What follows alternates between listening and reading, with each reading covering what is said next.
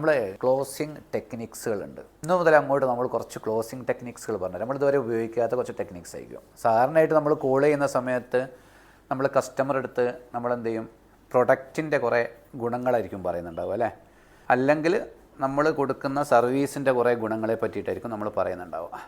Benjamin ഫ്രാങ്ക്ലിൻ്റെ pros and cons എന്ന് പറഞ്ഞ ഒരു ക്ലോസിംഗ് ടെക്നിക്ക് ഉണ്ട്. അതിൽ അദ്ദേഹം യൂസ് ചെയ്തിരുന്ന മെത്തേഡ് എന്ന് പറഞ്ഞാൽ നമ്മളെപ്പോഴും പോസിറ്റീവ് മാത്രമാണ് കസ്റ്റമർ അടുത്ത് പറയാറുള്ളത്. അതിലെന്ത് ചെയ്യണമെന്നറിയോ, നമ്മുടെ നെഗറ്റീവും കൂടി പറയണം. നമുക്ക് നെഗറ്റീവ് ഉണ്ടാവില്ലേ, നമ്മൾ പ്രൊഡക്റ്റിനെ ഇൻട്രൊഡ്യൂസ് ചെയ്യുന്ന സമയത്ത് പ്രൊഡക്റ്റിൻ്റെ നെഗറ്റീവ്സുകൾ. അപ്പോൾ നമ്മൾ പോസിറ്റീവ് മാത്രം നോക്കിയിട്ട് പറയുന്നതിന് പകരം എന്ത് ചെയ്യുക, നെഗറ്റീവും കൂടി പറയാം.